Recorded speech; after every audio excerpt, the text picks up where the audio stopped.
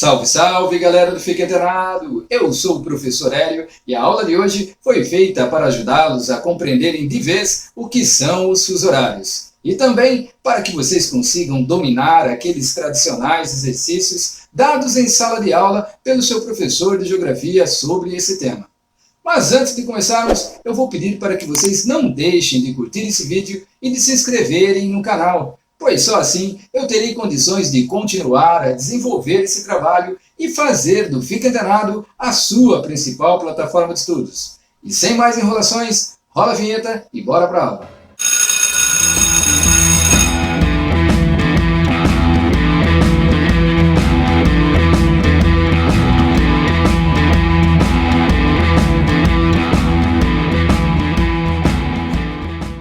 Não seria nenhuma novidade dizer a vocês que nem todos os lugares do mundo são exatamente a mesma hora.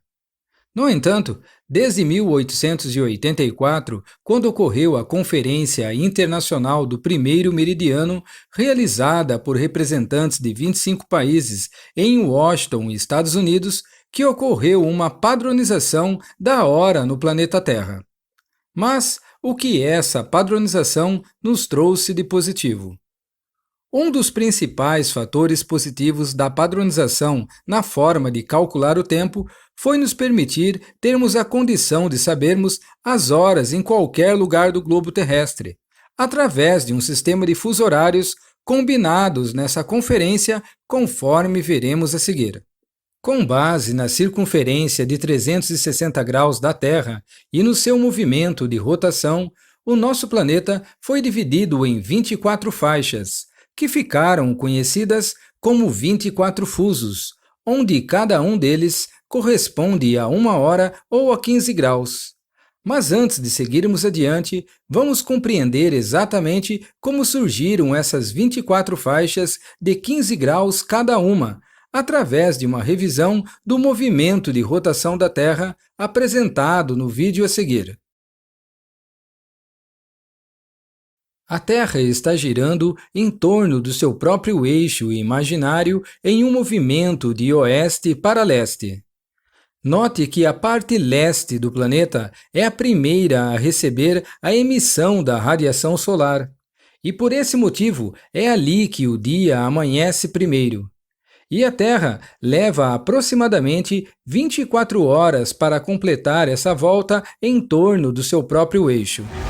E foi daí que surgiram as 24 faixas ou 24 fusos, onde cada uma dessas faixas equivale a 1 hora ou a 15 graus de rotação. E vamos tentar compreender os cálculos responsáveis por nos trazer esses números. Conforme já visto na aula sobre coordenadas geográficas, da qual eu estarei deixando um link no card logo acima, o meridiano de Greenwich, que separa os hemisférios oriental e ocidental, corresponde a 0 grau. A partir deste meridiano, os graus aumentam até 180 graus na direção leste e 180 graus na direção oeste, totalizando os 360 graus da esfera terrestre. É dividindo os 360 graus da esfera terrestre pelas 24 horas do tempo de rotação da Terra que teremos os 15 graus para cada 1 hora, ou seja, 15 graus para cada fuso horário. Portanto, é muito importante que vocês não se esqueçam disso. A Terra foi dividida em 24 fusos, onde cada um dos fusos corresponde a 1 hora ou a 15 graus de rotação, ou seja, o equivalente a 1 grau a cada 4 minutos.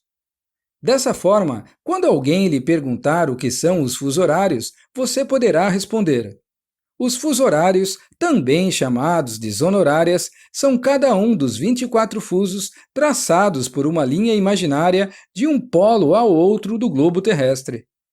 A finalidade dessa divisão é de padronizar o cálculo de tempo em todo o planeta Terra. Mas vale lembrar que os fusos horários não seguem rigorosamente os meridianos. Os fusos dependem das fronteiras dos países e de questões políticas. Dessa forma, há países que adotam um fuso translado de meia hora, assim como há casos como o da China, que adotou um único fuso horário, mesmo podendo adotar 4. Agora, vamos ver como isso funciona na prática. O meridiano de Greenwich passou a ser utilizado como referência para o restante do mundo, sendo a hora deste meridiano considerada a oficial para todo o globo. A partir deste meridiano, ficou definido que as horas seriam adiantadas em 1 hora para cada fuso a leste, e atrasadas em 1 hora para cada fuso a oeste. Mas por que adiantar a leste e atrasar a oeste? Não podemos deixar de lembrar que o movimento de rotação da Terra ocorre de oeste para leste. E por conta disso, a parte leste do planeta é a primeira a receber a emissão da radiação solar. Isso explica o porquê do dia amanhecer primeiro no hemisfério oriental. E vamos ao que mais nos interessa, que são os exercícios encontrados nos livros didáticos de geografia e frequentemente utilizados pelos seus professores em sala de aula. E você verá que a partir de agora tudo começará a ficar mais fácil. Primeiro, vamos encontrar a cidade de Brasília. Uma vez encontrada a capital do Brasil, siga por essa faixa até a parte de baixo desse mapa. E você verá que a faixa onde Brasília se encontra está anotado o número -3. Esses números significam a quantidade de horas que um fuso está atrasado ou adiantado em relação ao meridiano principal.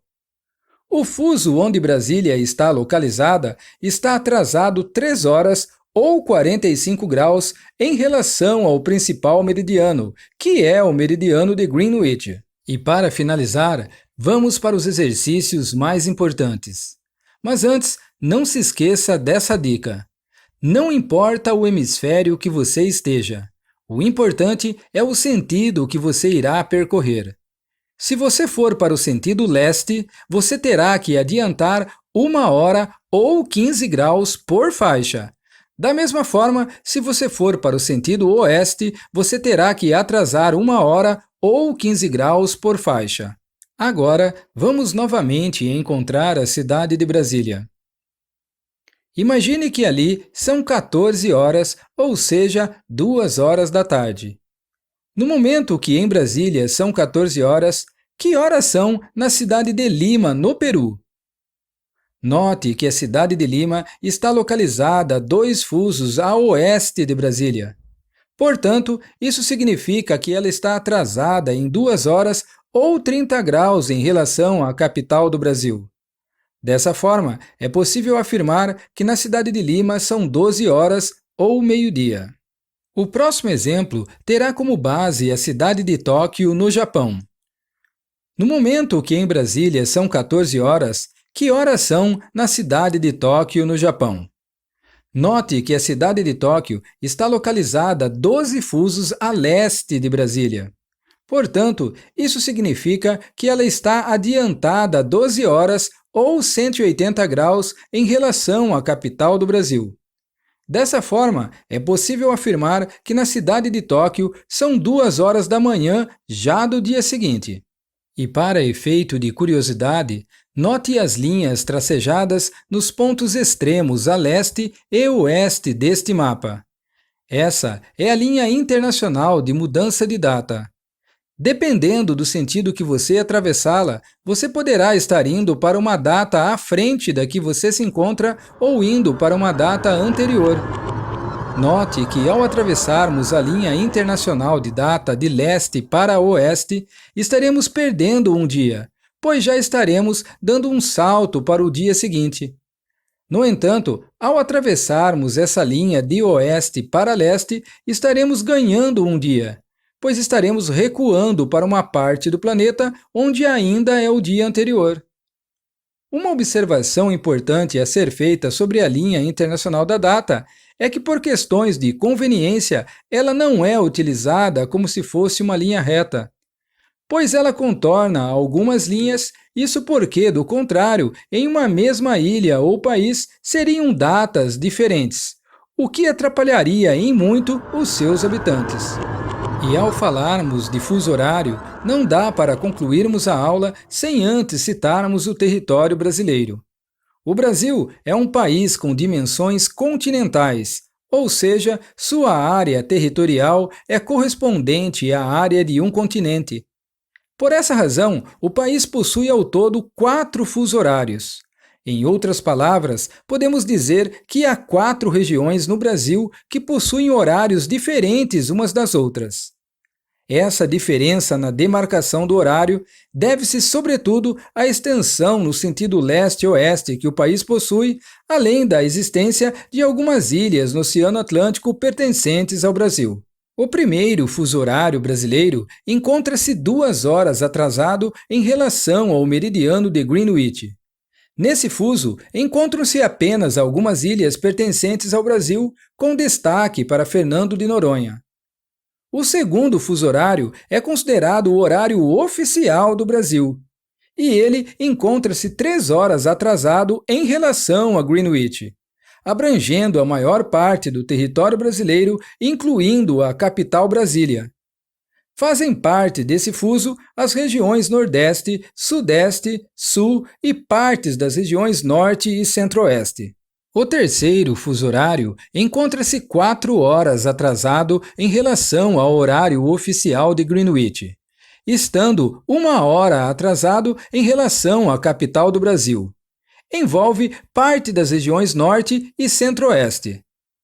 O quarto e último fuso horário brasileiro encontra-se 5 horas atrasado em relação ao horário de Greenwich e 2 horas atrasado em relação à capital Brasília. Esse fuso abrange somente o estado do Acre e uma pequena parcela do território do Amazonas. No entanto, a configuração dos fuso horários do Brasil nem sempre foi essa. De 1913 a 2008, o Brasil possuía uma configuração de seus fusos muito parecida com a dos dias atuais. No entanto, de 2008 a 2013, foi adotado para o território brasileiro apenas 3 fusos, pois o estado do Acre e o sudoeste do Amazonas foram incluídos no terceiro fuso. Mas após um grande descontentamento por parte da população dessas regiões, em 2013 o Brasil retornou a ter 4 fuso horários, com o estado do Acre e o sudoeste do Amazonas incluídos em um 4º fuso atrasado em 5 horas em relação ao meridiano de Greenwich. E eu espero que vocês tenham gostado da aula de hoje e eu vou pedir para que vocês não se esqueçam de curtir esse vídeo e de se inscreverem no canal, pois só assim eu terei condições de continuar a desenvolver esse trabalho e fazer do Fique Antenado a sua principal plataforma de estudos. Um grande abraço a todos e até mais!